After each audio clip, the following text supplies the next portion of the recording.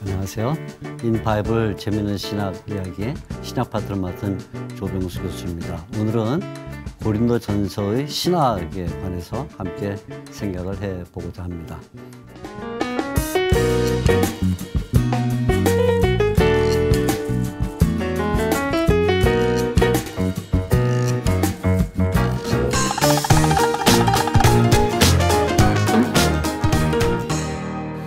가장 먼저 고린도전서가 하나님, 성부 하나님에 대하여 어떻게 설명하는가 하는 점을 생각해 봅니다. 이를 위해서 가장 중요한 성경 구절은 고린도전서 8장 6절이 되겠습니다. 제가 여러분들에게 고린도전서 8장 6절을 읽어드리겠는데요. 한번 같이 보시면 좋겠습니다. 우리에게는 한 하나님 곧 아버지가 계시니 만물이 그에게서 났고 우리도 그를 위하여 있고 또한 한 주 예수 그리스도께서 계시니 만물이 그로 말미암고 우리도 그로 말미암아 있느니라. 이 구절이 되겠습니다. 이 8장 6절 그러니까 고린도전서 8장 6절에 첫 부분이 성부 하나님에 대해서 잘 설명해 주는 그런 내용을 가지고 있습니다.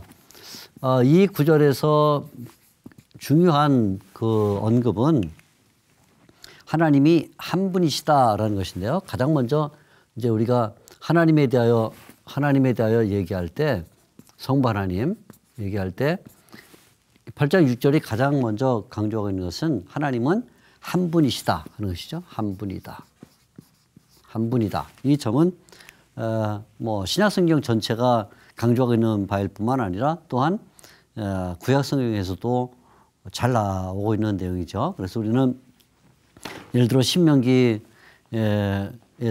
하나님은 한 분이시다 이제 이렇게 말할 때 그 사상이 신약 성경에 그대로 넘어와서 사도 바울과 같은 인물들이 사용했다고 볼 수가 있겠습니다.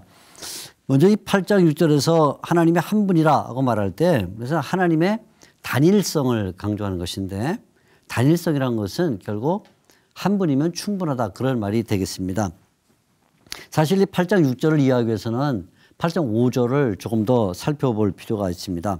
8장 4절부터 보게 되면 이제 우상에 대한 이야기를 해나가는 중에 하나님은 한 분밖에 없는 줄 아노라 이렇게 끝나고 나서 8장 4절 5절에는 이렇게 말합니다. 하늘에나 땅에나 신이라 불리는 자가 있어 많은 신과 많은 주가 있으니 그렇게 말합니다. 이 말은 뭐냐면 우상 또는 세상에 속한 사람들이 섬기는 신은 굉장히 많다 그런 말이 되겠죠. 그럼 그에 비해서 하나님은 한 분이다 이렇게 말할 때 하나님의 단일성을 강조를 해주면서 사람들이 왜 많은 신을 섬기려고 하는가 하는 하나의 이유를 제시해 주는 것이 됩니다. 사람들이 왜 많은 신을 섬기려고 할까요? 여러 가지 이유가 있겠지만 그 중에 하나는 신 하나만 가지고는 만족이 안 되기 때문입니다.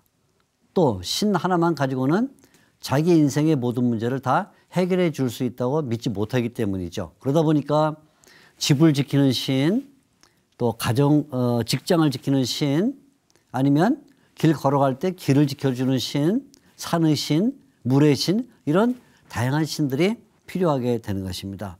이 말을 다시 말하자면 세상 사람들이 섬기는 신은 충분하지 못하다 그런 말이 되겠죠. 그에 비해서 하나님은 한 분이다 이 말 속에는 하나님 한 분이면 모든 것이 충분하다라는 생각이 들어 있습니다. 동시에 이 8장 6절은 하나님이 한 분이다라는 것을 강조할 뿐만 아니라 하나님이 모든 것의 근원이 된다는 점을 강조합니다. 그래서 8장 6절에 하나님은 한 하나님이다 그렇게 말한 다음에 바로 이어서 아버지가 계시다 그렇게 말합니다. 그래서 8장 6절은 하나님이 한 분이다라는 것과 함께 그분이 아버지다라는 것을 강조하고 있죠. 왜 아버지라는 점을 강조할까요? 왜냐하면 하나님으로부터 모든 것이 나오고 하나님께로 모든 것이 돌아가야 되기 때문입니다. 그래서 사도 바울은 고린도전서 8장 6절에서 이렇게 말합니다. 아버지가 계시니 만물이 그에게서 났고 우리도 그를 위하며 그렇게 말합니다. 그러니까 아버지라는 말 속에는 만물이 그에게서 났다. 그에게서 났다. 그러니까 그에게서 유래를 말하고 동시에 우리는 그를 위한다라고 말해서 하나님은 우리의 목적이 된다. 이렇게 말하고 있는 것이죠. 그러니까 8장 6절은 하나님에 대하여 말할 때 단일성, 한 분이시다라는 것을 강조함과 동시에 아버지시다를 강조해서 그분만이 모든 것의 원인이시고 동시에 하나님만이 모든 것의 목적이 되신다는 점을 강조를 해주고 있습니다. 이제 우리가 바로 이어서 생각해 볼 것은 그럼 예수님을 어떻게 설명할 것인가 하는 것인데요. 예수님에 대해서는 가장 먼저 사도 바울이 그분은 주님이시다라는 점을 강조합니다.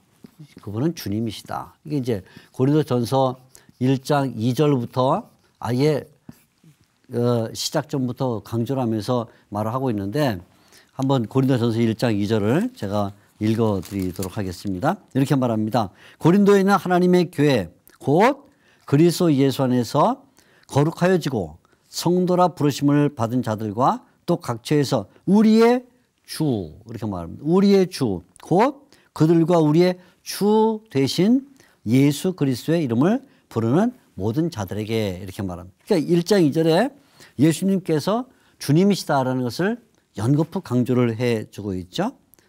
이 내용은 금방 살펴본 고린도전서 8장 6절에도 다시 나오는 내용이 되겠는데요. 고린도전서 8장 6절 그 하반절에는 예수님에 대하여 이렇게 말을 해주고 있습니다. 또한 한 주 예수 그리스도가 계시니 만물이 그로 말미암고 우리도 그로 말미암아 있느니라 이렇게 말합니다. 그러니까 자 여기 예수님이 주님이다라는 것은 고린도전서 1장 2절뿐만 아니라 바로 위에서 말했던 8장 6절 하반절에도 역시 나온다는 것이죠. 이때 예수님은 주님이다 이렇게 말하면서 그럼 예수님이 주님이라는 것은 어떤 의미를 갖냐면 그로 말미암아 이번에는 말미암아라는 말을 썼어요. 말미암아는 그거는 통로가 된다 이런 말이 되겠죠. 자 위에서는 하나님이 아버지라고 할 때 그에게서 유래를 나타내고 그를 위한다 목적을 나타낸다면 이번에 예수님에 대하여서는 그분은 주님인데 그로 말미암아 이렇게 말해서 이제 이분은 위에 아버지와 달리 통로가 되신다는 점을 강조를 해주고 있어요. 그런데 고린도전서를 읽다 보면 자주 또 발견하게 되는 중요한 생각은 예수님이 하나님의 아들이다 하는 점이죠. 그래서 예수님에 대하여 말할 때 주님이시자 동시에 그분은 하나님의 아들이다. 이것도 강조하는데 이건 예를 들면 1장 9절에 아주 잘 나타나는 그런 내용이 되겠습니다. 1장 9절을 보게 되면 이 아들 예수님이 하나님의 아들이기 때문에 예수님을 통해서만 우리가 하나님과 참된 교제를 나눌 수 있다는 점을 강조를 해주고 있습니다. 그래서 왜 그러냐면 하나님의 아들이라는 이 말은 결국 사람을 하나님과 연결시켜주는 통로 위에서 말한 것처럼 또는 매체가 되기 때문에 예수님이 중보자로서 사람들을 하나님께로 이끌어갈 수 있는 그런 통로가 되신다는 것이죠. 우리가 요한복음 14장 6절 유명한 구절 내가 곧 길이요 진리요 생명이니 나로 말미암지 않고는 아버지께로 올 자가 없다 이렇게 말했는데 다 같은 그런 맥락에서 하나님의 아들이다 하고 말할 때는 그분이 사람을 하나님께로 이끌어가는 통로가 되시고 또 하나님이 사람에게로 오는 통로가 되신다는 점을 강조를 해주고 있는 것이 되겠습니다. 자, 근데 우리가 고린도서를 읽다 보면 예수님에 대해서 아주 중요한 한 사상을 발견하게 되는데 그것은 예수님과 아담을 비교하는 내용이에요. 자, 세 번째는 그래서 우리가 예수님이 주님이시다 또 그분은 하나님의 아들이다 하는 것과 함께 세 번째는 아담의 원형이다 하는 것을 강조하고 있어요. 아담의 원형이다. 그래서 이제 아담과 예수님을 비교하는 내용이 고린도전서에 자주 나오는데 이런 걸 가리켜서 이렇게 아담과 예수님을 비교하기 때문에 이런 내용을 조금 신학적으로는 모형론이라 이렇게 말합니다. 모형론. 그러니까 예수님은 원형이시고 아담은 그의 모형이다. 그래서 이제 모형론이라 이렇게 부르는데요.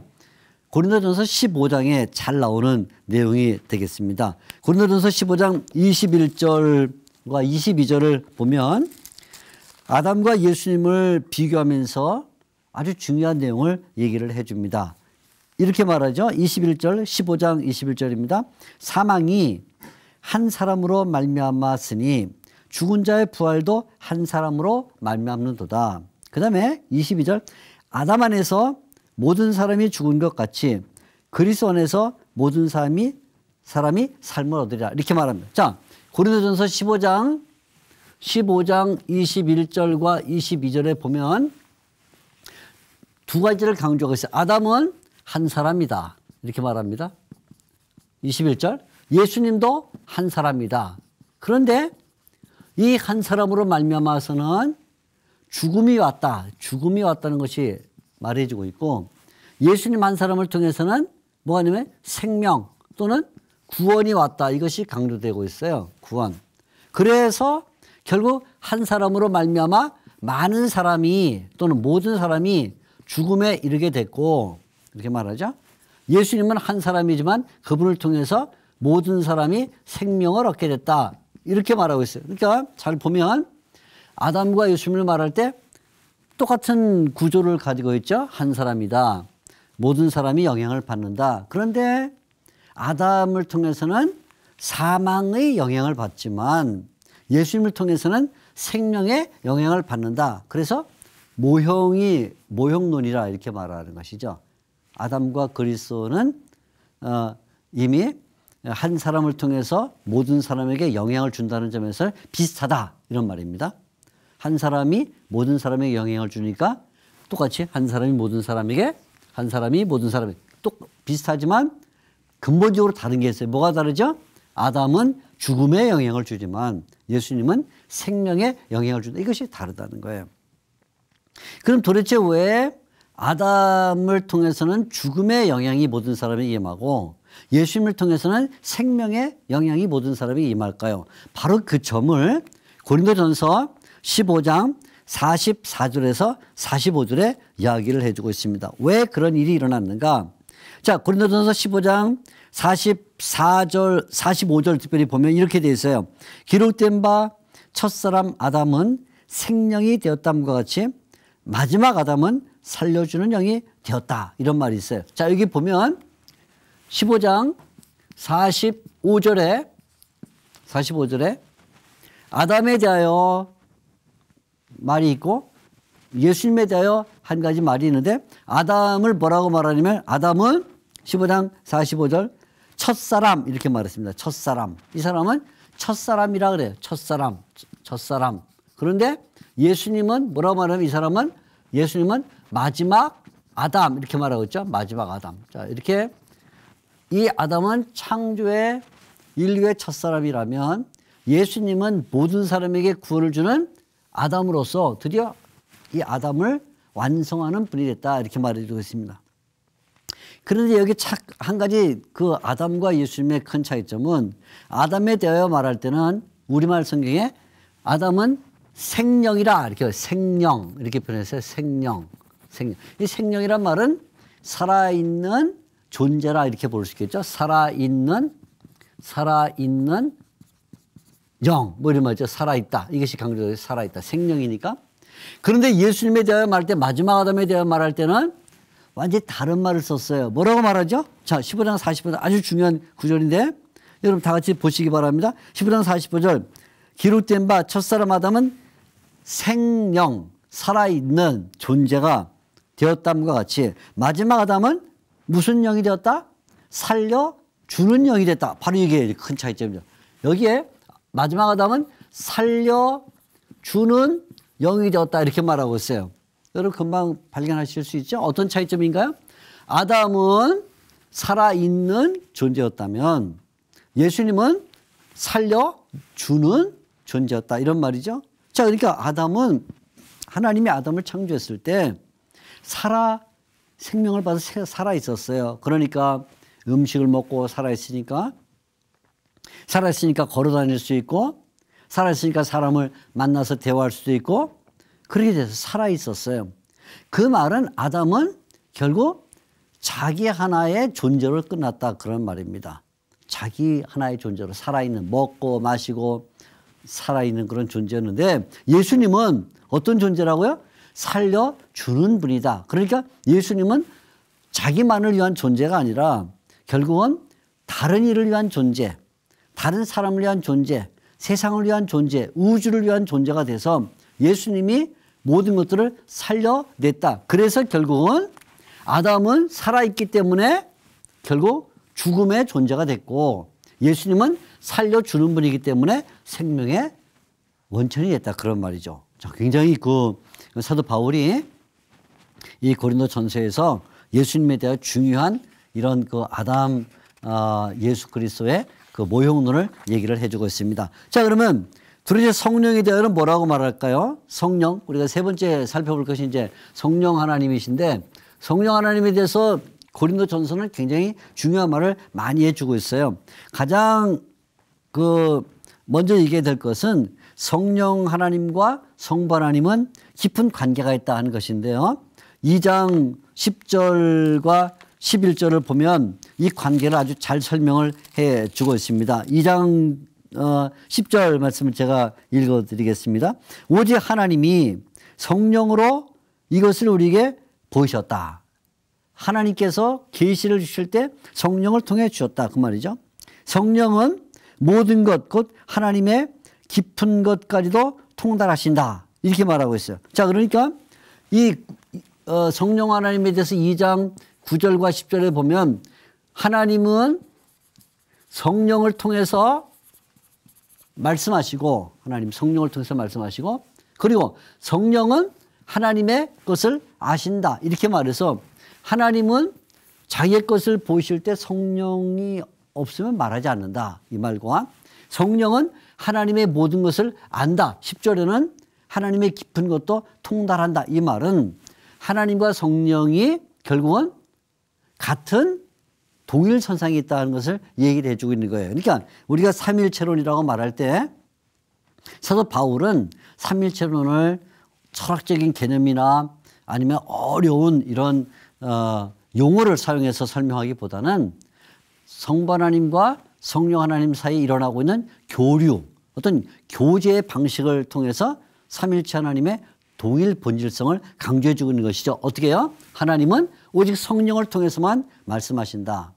성령은 하나님의 모든 것을 아신다. 이렇게 말해서 삼일체 하나님의 그 본질이 동일하다는 것을 설명을 해주고 있어요. 자, 그러면 이렇게 성부 하나님, 성령 하나님이 성부 하나님과 이런 관계를 갖고 있다면 그러면 신자들과는 어떤 관계를 가질까요? 자, 오늘 우리가 아주 그 중요한 얘기를 한 가지 드려야 되겠는데 이제 이 신자와 성령의 관계는 특별히 12장 13절에 잘 나타나고 있는데 12장 13절, 12장 13절 보게 되면 성령과 그다음에 신자의 관계를 설명해 주는 아주 중요한 말이 나오는데 여기에 중요한 말은 세례라는 단어입니다. 자, 제가 한번 여러분들 읽어드리겠습니다. 여러분도 한번 같이 성경을 보시기 바랍니다. 중요한 구절입니다. 우리가 유대인이나 헬라인이나 종이나 자유자나 다 한 성령으로 세례를 받아 한 몸이 되었고 또 다 한 성령을 마시게 하셨느니라 이런 말이 나옵니다. 자, 여기 보게 되면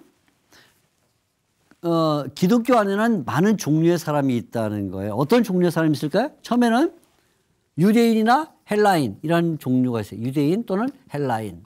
그래서 이제 인종이죠. 인종. 우리가 인종적으로 보면 헬라인이 있거나 유대인이 있다 이렇게 말할 수 있겠죠.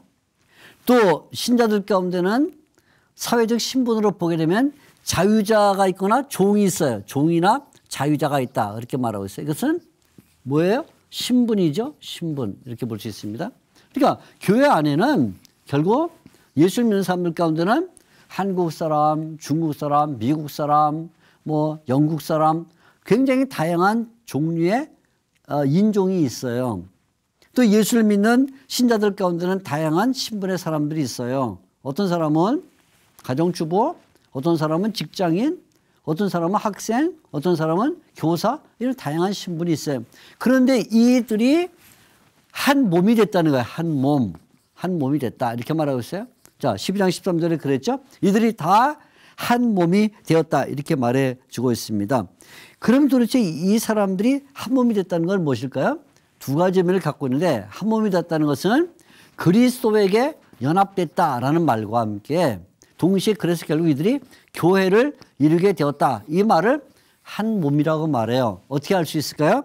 12장 12절에서 알 수 있죠. 12장 12절. 몸은 하나인데 많은 지체가 있고 몸의 지체가 많으나 한 몸인과 같이 그리스도도 그러하니라. 그러니까 한 몸이라고 말할 때 이것은 그리스도를 가리키면서 동시에 교회를 이루고 있다는 점을 말해주고 있어요. 자, 그럼 생각해 보십시다. 이렇게 많은 여러 인종이 있어요. 유대인, 헬라인, 또 다양한 신분이 있습니다. 종, 자유자. 이 사람들이 어떻게 이렇게 다양한데 한 몸이 될 수가 있겠는가? 바로 그것이 한 몸이 될 수 있는 그 동인이 누구냐면 성령이라 말이에요. 성령으로 세례를 받으면 그러면 한 몸이 된다. 그래서 이 많은 인종과 많은 신분의 사람들이 성령 세례를 통해서 한 몸이 된다. 이런 말이 되겠죠. 12장 13절을 이제 이 개념을 가지고 다시 한번 읽어봅니다. 이렇게 말합니다. 12장 13절. 우리가 유대인이나 헬라인이나, 그렇죠?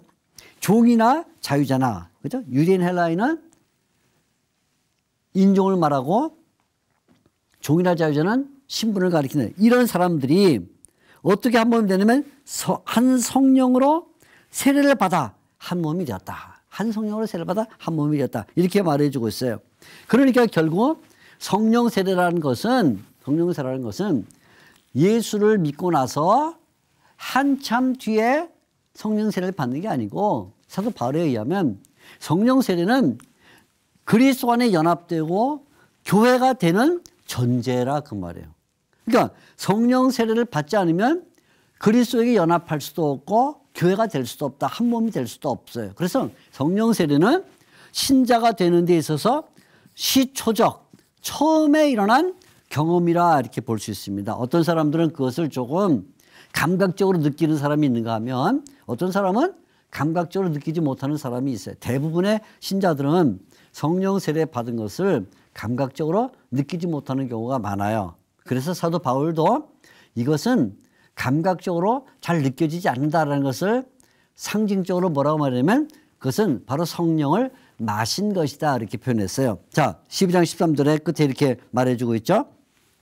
한 성령으로 세례를 받아 한 몸이 되었고 다 한 성령을 마시게 하셨다 이렇게 말해요. 왜 마셨다는 말을 쓰냐면 우리가 보통 컵에다 물을 마실 때 물 마시는 것은 그냥 별 느낌 없이 물을 마시거든요. 그게 느껴지면 기관지나 뭐 식도나 어디에 문제가 생겼다는 말인데 건강한 사람들은 물을 마시면 별 감각이 없어요. 성령 세례를 받은 것은 마치 물을 마신 것처럼 그렇게 특별한 감각이나 감정이 없는 일이다. 근데 우리가 예수를 믿고 그리스도께 연합되고 한 교회가 될 때 마치 물을 마시는 것처럼 스무스하게 성령으로 세례를 받아서 대부분의 신자들은 성령 세례에 대하여 감각적으로 느끼지 못한 채 예수를 믿으면서 성령 세례를 받아 그리스도께 연합된다. 그런 말이죠. 이게 이제 우리가 이 사도 바울이 굉장히 중요하게 우리에게 얘기해 주는 하나의 그 성령론이 되겠습니다.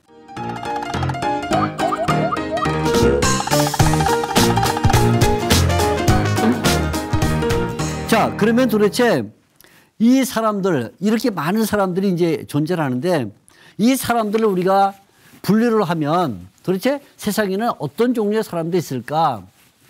어떤 사람은 당연히 지금 말씀드린 것처럼 성령으로 세례를 받아 성령을 마셔서 그리스도께 한 몸이 된 사람이 있는가 하면 아직 성령으로 세례를 받지 못해서 한 몸이 못 된 사람이 있겠죠. 그래서 사도 바울은 고린도전서 2장 13절부터 시작해서 2장 14절부터 시작해서 3장 3절까지 세상에 있는 종류의 사람들을 이렇게 설명을 해주고 있어요.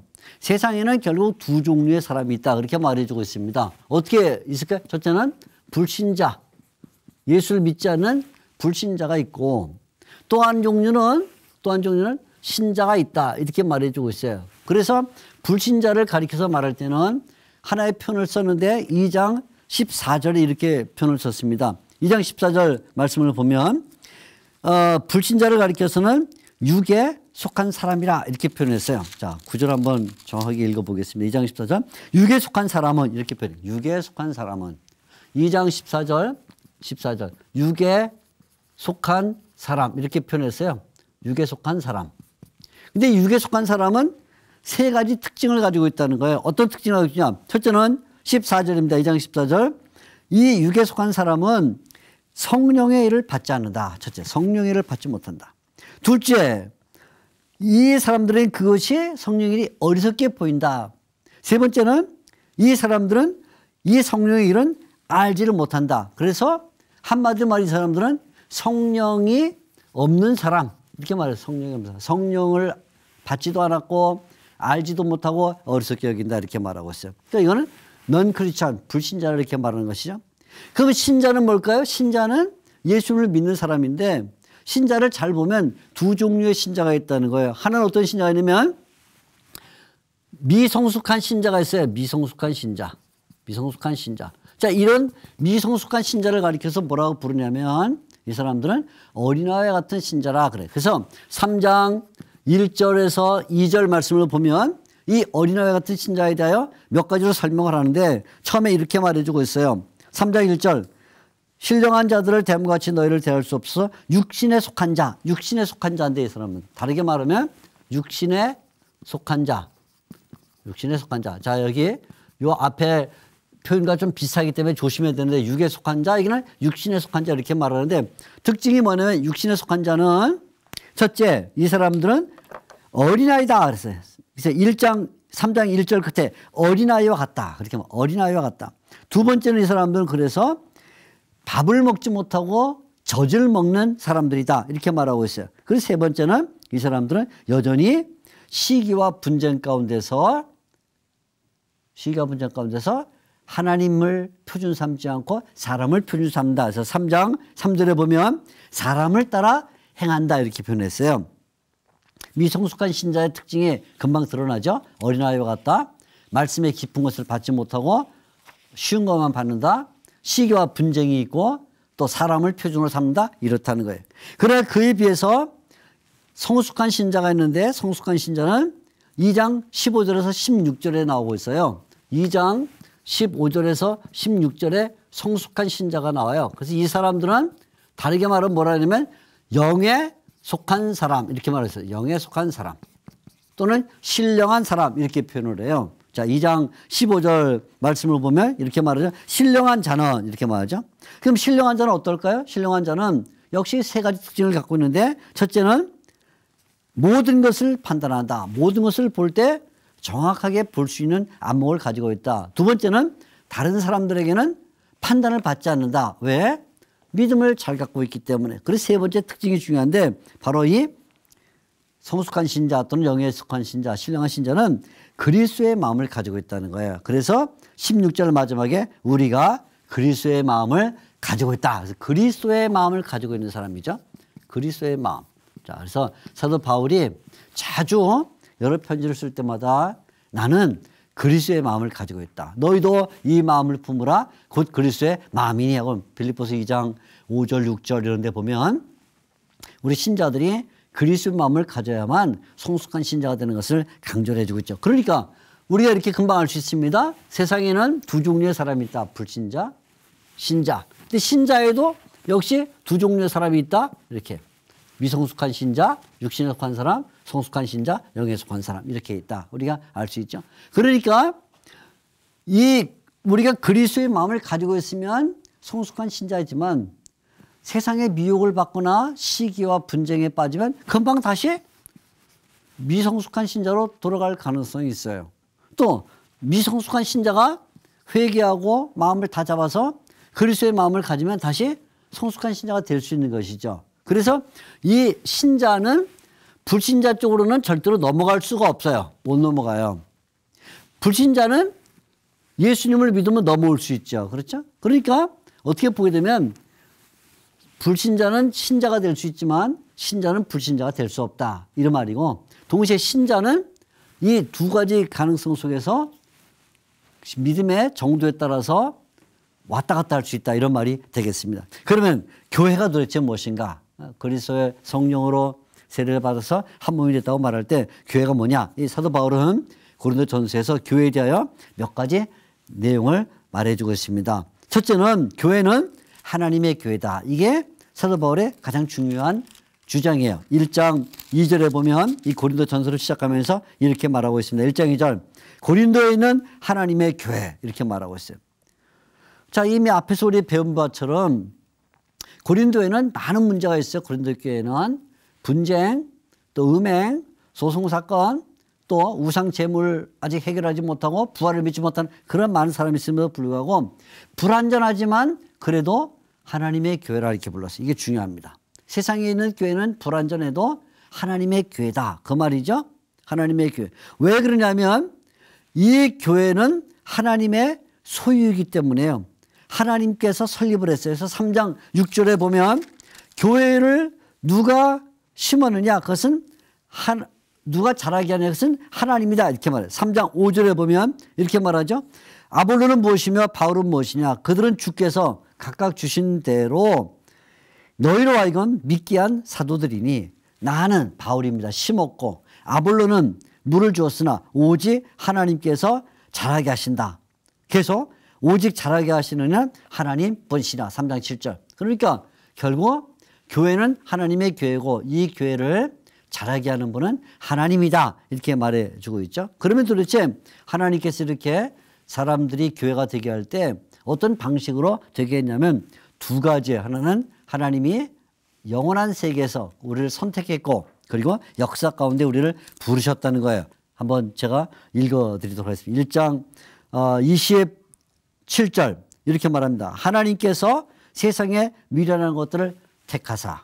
교회는 하나님이 택하심으로 시작이 됐다.